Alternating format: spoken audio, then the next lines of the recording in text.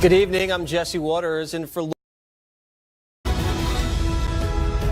Good evening. I'm Jesse Waters in for Laura Ingraham, and this is the Ingraham Angle from New York.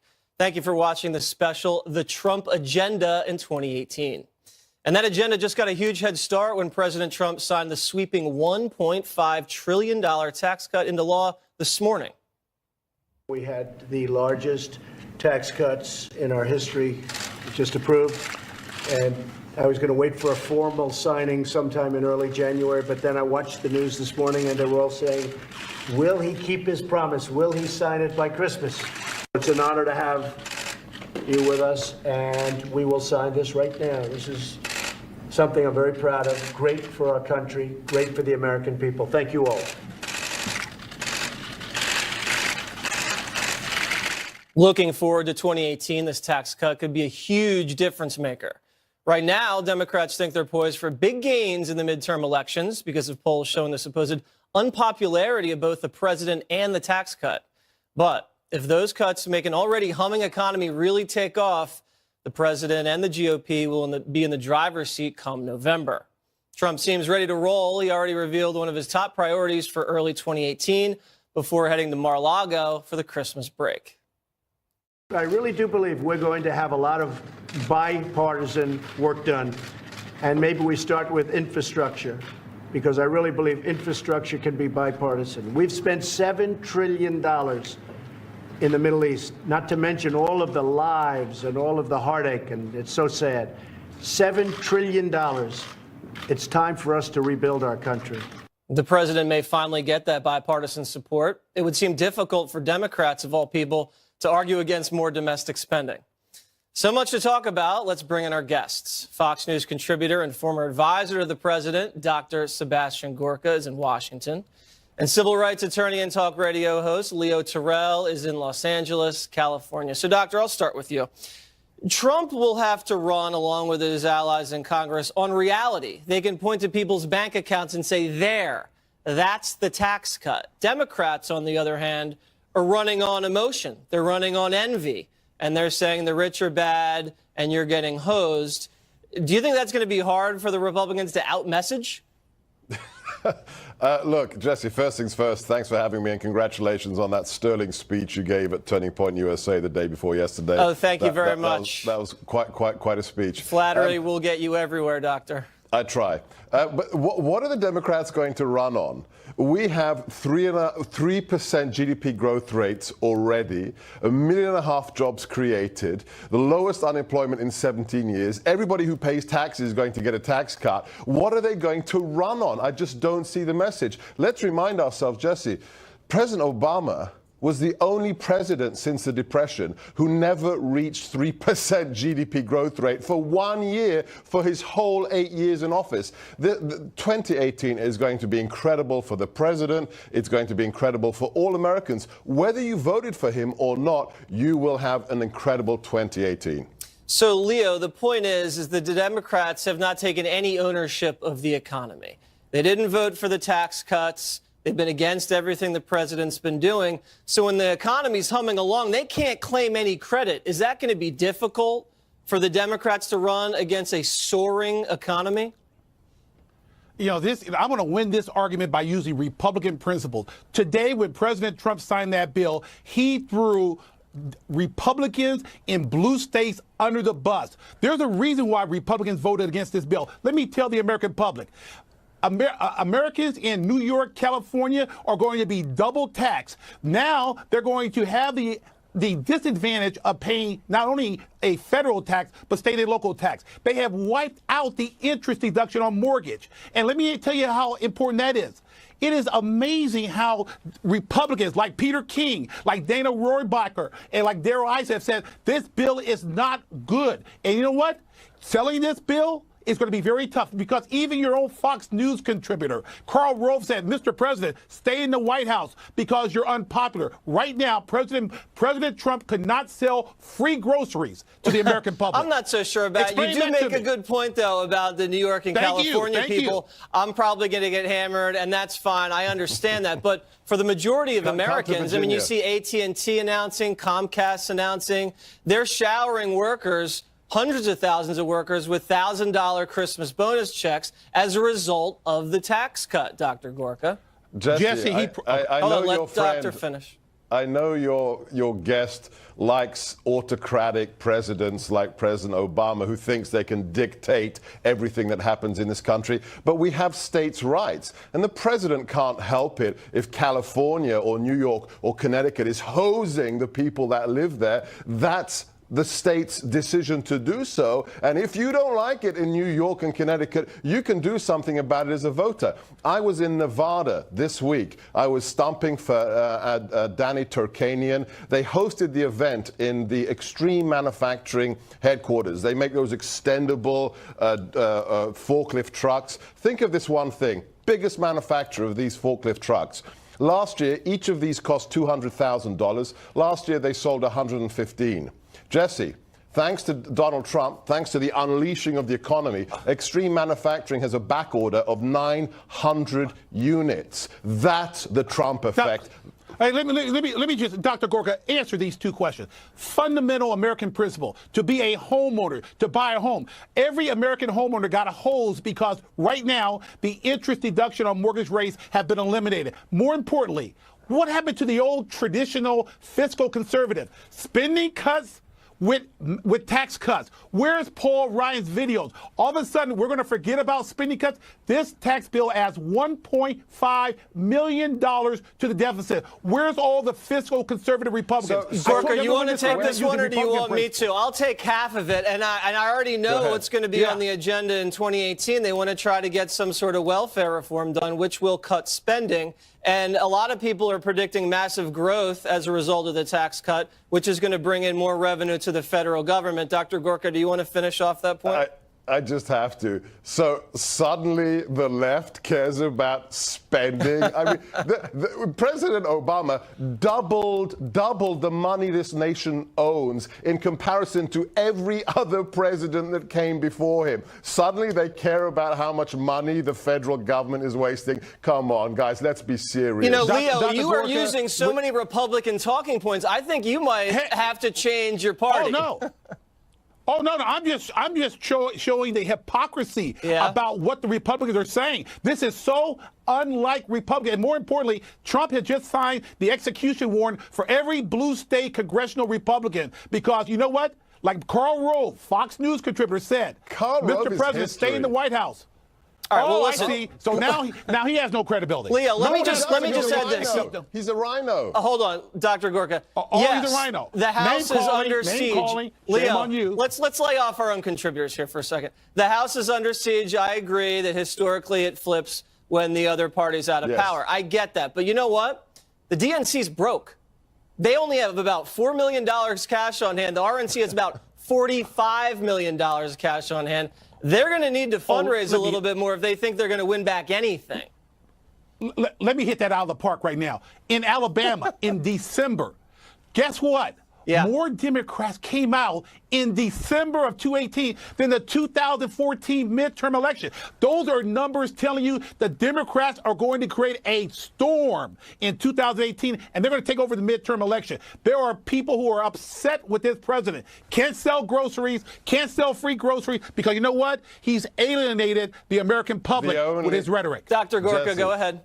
The only people upset with this president are the people who don't understand why America chose him on November the 8th and who know that if this economy keeps on trucking, that they're in trouble. The Democrat Party is now predicated on one thing, Jesse, and it's really sad. It is predicated on this president failing and on this economy failing. That's un-American. To wish that people don't get tax breaks, to wish that you shouldn't get a bonus from AT&T. Why would you do that? Everybody's boat can rise. Everybody's boat can float. But no, I'm going to have to vote for the other person losing money. You keep talking about those bonuses. Those bonuses, we were promised jobs, not bonuses.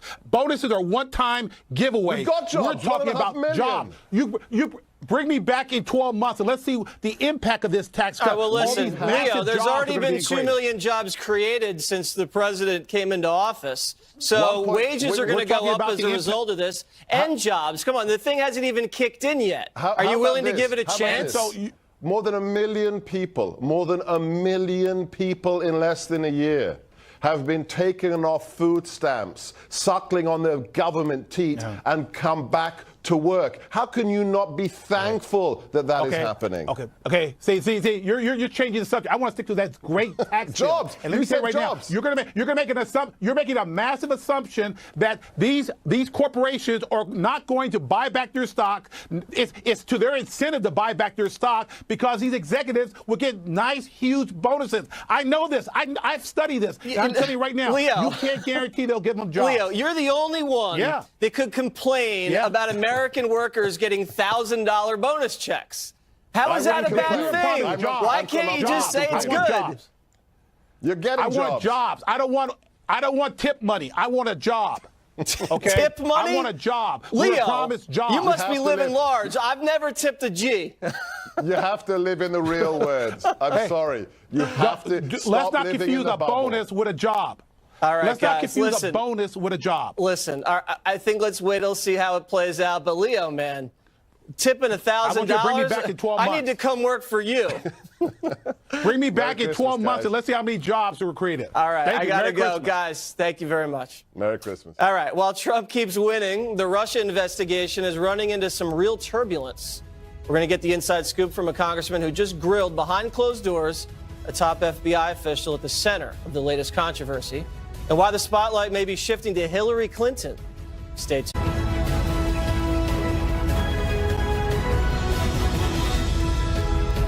The special counsel's Russia probe will return next year, but now it's the FBI that's coming under mounting scrutiny, and for unexpected reasons. This week, FBI Deputy Director Andrew McCabe went before two House committees behind closed doors for official grillings over the Russia probe. But it's the FBI's handling of the Hillary Clinton email scandal that's suddenly coming into sharp focus. Congressman Matt Gaetz joins us from Florida with new information about his Judiciary Committee meeting with McCabe yesterday. Welcome, Congressman. So, what happened behind closed doors, and what are you allowed to say to us? Well, Jesse, this was the first in what will be a series of confidential interviews that we'll be having with key witnesses that had a front row seat to the exoneration of Hillary Clinton, which seems to depart from the standard practices and procedures. So I can't share with you the specific questions or answers. I can share with you my reactions to them. And I can tell you three things that have been confirmed for me. First, Hillary Clinton absolutely got special treatment. Her process departed from the standard process most Americans would face. Second, she received that special treatment because she was a candidate for president. No other reason. Third thing that we absolutely know, there were people in the highest levels of this government that were doing everything possible to make sure that Hillary Clinton did not face consequences. Some of those very people have now migrated over to the Mueller probe and are persecuting the president of the United States without a valid basis. And that's why the work we're doing in the Judiciary Committee is so important. All right, that's very interesting. So we all know that Hillary got special treatment from, the tarmac meeting to writing an exoneration letter before exonerating her, to softening the language to take out the criminality, to, she went in for an interview and wasn't under oath. So we know that happened. At this point, what are you going to do about it? Well, we have to change the laws so that this can never happen again. We've also got to find out whether or not some of the bribes paid to the Clinton Foundation are actively disrupting the policies and priorities of the United States on a going forward basis. And until we have a thorough investigation of the potential bribes that the Clinton Foundation took and then the actions that fell as a consequence of those bribes, I fear that we won't truly know the depth of the corruption in the last administration. But we've got to change the laws so that never again can we have a circumstance where someone gets special treatment because of their political status or because they're a candidate for high office. That is not the blind lady justice that we promise the American people in this country under our Constitution, Jesse. I agree with that 100%. So are you calling for a new or second special counsel to investigate Hillary and the foundation and all that? Well, for 5 months now, Jesse, over 20 members of the Judiciary Committee have been calling for a second special counsel to investigate the Clinton Foundation, the Clinton email server, and the entire handling of that process. But what's so troubling to me is that the Attorney General has been sitting on his hands. Despite the fact that we've had these calls for a second special counsel, the Attorney General hasn't done it. And it's just a double standard when you've got this special counsel that has a limitless budget, limitless authority persecuting the president, and we're not looking at the real crimes from the real criminals. Okay, Okay, so can I ask you, I know you're not allowed to say everything, but did you ask McCabe about that meeting where it was the FBI agent who hated Trump and his mistress? They were in this meeting and they talked about protecting the country from a Trump presidency and taking out an insurance policy if Trump was elected president. Did you ask about that?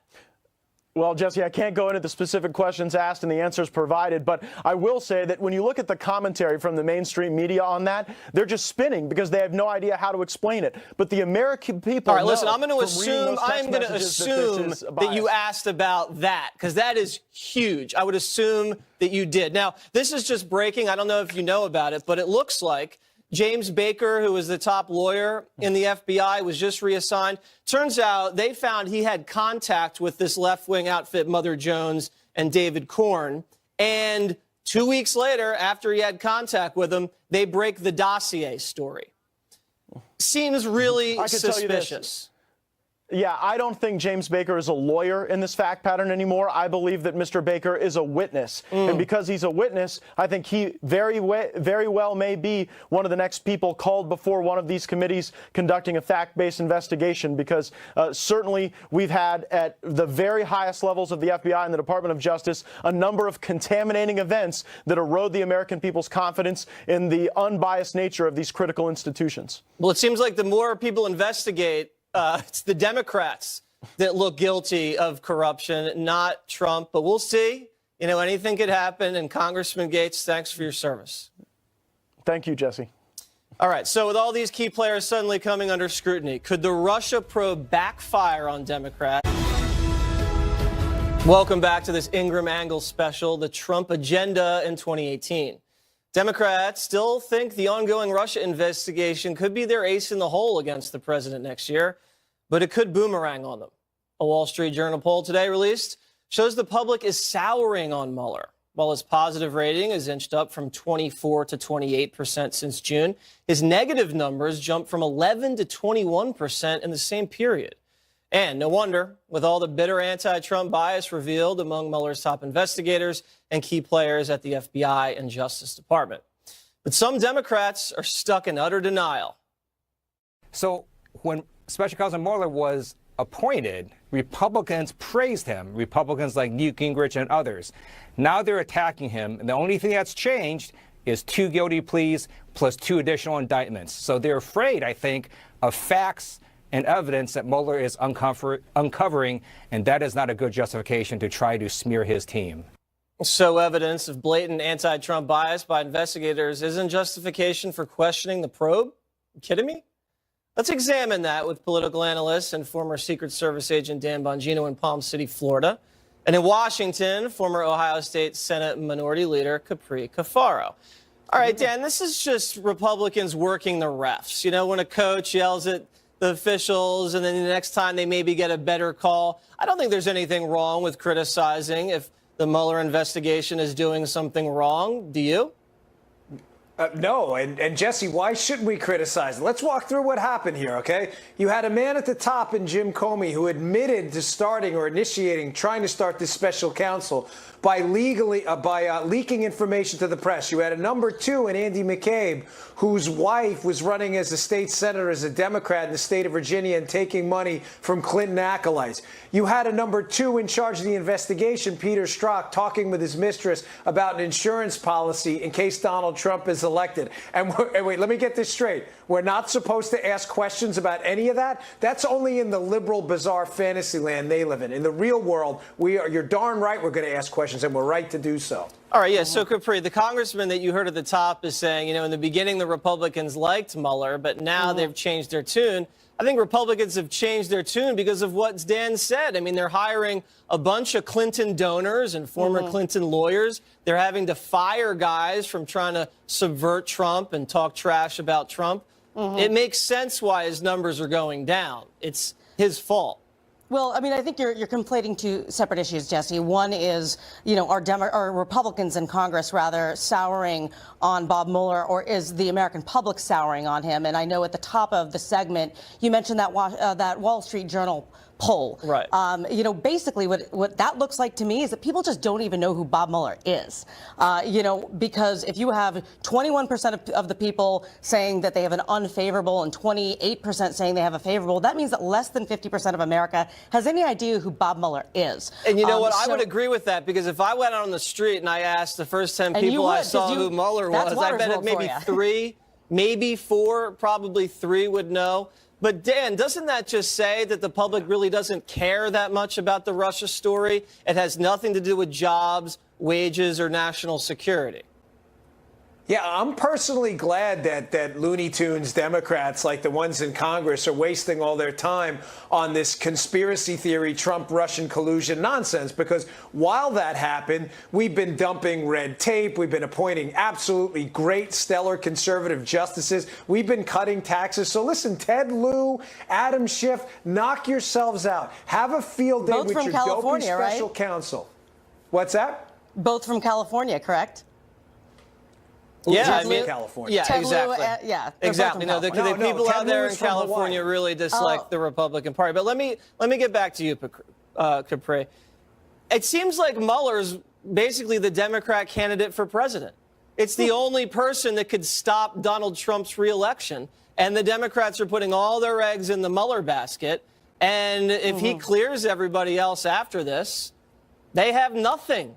Look, I think that there's a camp of Democrats out there that, you know, hope for the worst, that think that, okay, you know, if President Trump fires Bob Mueller, which he said he's not going to do, but if he does it, then that opens the door for obstruction of justice, and therefore they can go after impeachment and go down that rabbit hole. I think the Democrats want President Trump to fire Mueller, because that's all they talk about. There's a camp out there that thinks that. There is another camp, and I belong, frankly, to the other camp, that believes the best path for Democrats is to show that they are adults in the room, to show that they can govern, that they are putting people first. I'm from Ohio. We care about jobs. Certainly we want to make sure that the Russia investigation is done, and the American public deserve answers in a fair manner about that issue, about what happened in the 2016 election. Ultimately, the Democrats, the way that we win is when we turn people out, actually, as we have done in some of the more recent elections in 2017. But we need to have a message to show what we offer to the American public. Yeah, I mean, I don't really know what the Democrat message is on the border, on ISIS. I mean, I do know they think Trump's a traitor. That's about it.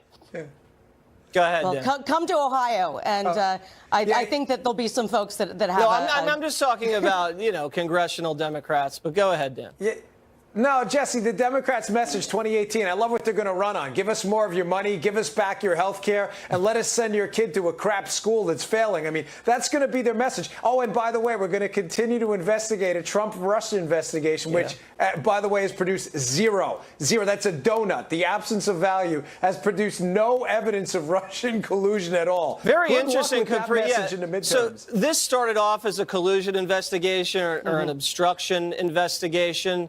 I mean, when we just looked at the segment before, there's more evidence of Democrat collusion or Democrat obstruction than there is anything that Donald Trump or his campaign has done, right? I don't know who you're asking that question to, but I think that, again, you know, the American public deserves answers regardless of party, whether it's Democrat or Republican. I agree with that. So, you know, if there's smoke and fire, you know, we need to have an impartial investigation regardless of the party. There's no smoke. All right. Well, listen, I think we'll just wait to see how this thing plays out. Could take months, could take years, but, you know, I think we'll finally get to the truth, hopefully. Guys, I got to run. Let's hope. 2018 is set to become a make or break year for President Trump's immigration agenda. Should he use the looming fight with Democrats over DACA as leverage to achieve his goals? That debate when this Ingraham Angle special returns.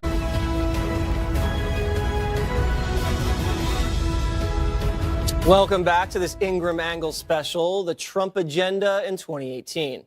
One of the most burning issues next year will be what kind of DACA deal the president may strike with Congress. Many conservatives, including much of the president's base, adamantly oppose amnesty for the illegal immigrants called the Dreamers. But will the president use a DACA deal as leverage to implement the rest of his immigration agenda, such as ending chain migration and building the wall? Let's bring in our guests.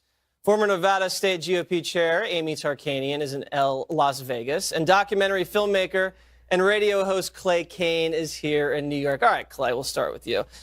Schumer and Pelosi just getting hammered by the left for not using the DACA deal as leverage to shut down the government. Do you think that's justified? I think it's complicated. I understand why folks on the left are upset, but we need more time. The truth of the matter is that this has all started, this madness, because of Trump is so anti-immigrant. You know, Trump. Well, wait a second. Trump has had a whole platform. He's married to an immigrant. No, but he's had a whole platform against immigration, and him coming out saying illegal immigration. Well, no, I mean even folks who are legal, like the horrible terrorist attack that happened here in New York City. He now is using that as an excuse to push his build a wall policy. So the truth of the matter is that end chain migration in the lottery. But he was a legal immigrant, Jesse. The guy who was here was a legal immigrant through a bad system. Well, that's part of our system. Right, and he wants to change that. That's part of our system. But the point is that Trump has really caused this debasing of our culture when it comes to immigrants in this country, illegal immigrants or not. And I really feel that if it wasn't for his disgusting rhetoric, that we wouldn't have this implosion within the Democratic Party. It's going to take time. Okay. Amy, please set him straight. I think the president wants to save the Dreamers. That's why he cut this deal in the fall with Crying Chuck and Nancy, correct? Absolutely. And you know, it's not disgusting rhetoric. We have somebody who wants to protect the U.S. citizens. We have somebody who wants to make sure that these Dreamers are taken care of correctly. You know, we're talking about human lives. You can't just sit there and put people who have broken the law what does correctly mean? Above Kicking them out? who are here legally and doing things correctly. You're not superior to those who are U.S. citizens doing the right thing. Well, I'm curious to know what correctly means. And with all due respect, Amy and her husband have created an entire political career on being anti-immigrant. Her husband even went as far. Her husband even went as far to say that Hispanics in Nevada should be profiled, just in case somebody thinks that. Let's leave her husband out of it. Her husband's not on the show, so let's leave the husband out of it. She's on his side. Out of respect. So they thought that was unconstitutional in Nevada. So she is only for the Constitution if it doesn't apply to immigrants. Let me ask you a question. Clay, we're definitely not anti-immigrant. In fact, my wanted them to be husband's police. Just hold on. You wanted racial profiling. Just let her the finish. Armenian genocide and came here correctly. And so we're for making sure that people do the right thing. We're a nation of laws. And if you have a problem we are with a nation of laws, and racial profiling was unconstitutional according to the Nevada Supreme Court. All right, we're getting sidetracked here, Clay. So if the Republican Party puts building the wall in an immigration package that includes saving the Dreamers, will Democrats vote for that? I mean, listen, building a wall, the majority of folks who are here illegally. Will they vote for it, do you think? The majority of folks who are here illegally, Jesse, they're here because of overstayed visas, not a wall. So the whole idea is ridiculous. I feel like Trump isn't really informed on how immigration works in this country.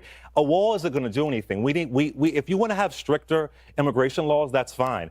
But to kick out when it comes to DACA, to kick out, on my radio show, I interviewed somebody who found out he was illegal when he applied for college. Clay, I think you're a little misinformed about what the president wants to do with the Dreamers. You are too. The president says he wants to save the Dreamers. What does save the Dreamers mean? And make sure they're legal and not kicked out. No, that's why he cut the deal with Nancy and Crying Chuck. Let's move on, though. I want to get to another topic.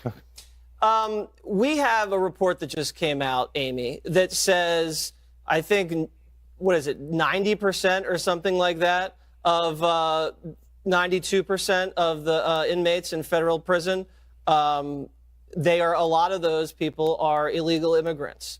Mm-hmm. And why are they there, first of all? And second of all, it's not just because they've overstayed their visas or because they get picked up on an immigration beef. A lot of it's through felonies. Sure. Well, you know, the interesting thing is, you know, he mentioned the wall. You know, I think since Election Day took place, you've now had roughly the flow of 2/3 of illegal immigrants. Actually, it's cut down by 2/3, and that's without the wall even being built. That's with a president who, with his rhetoric is very strong, with his tone.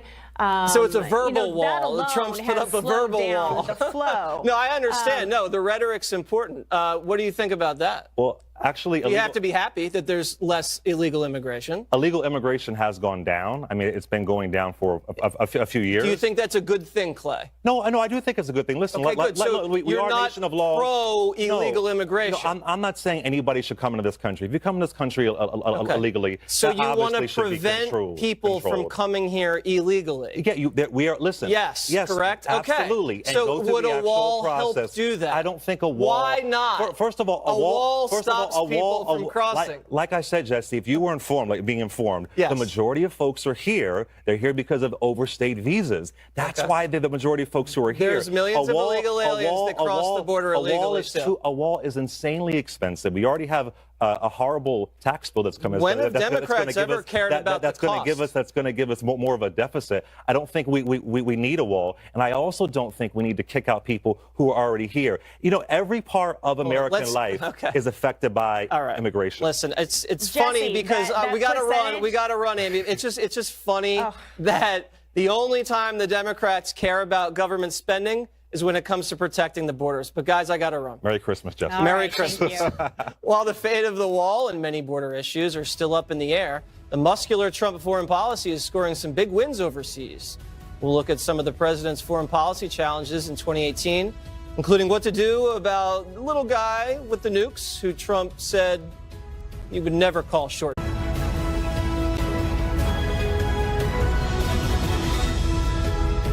Welcome back to this Ingraham Angle special, the Trump agenda in 2018.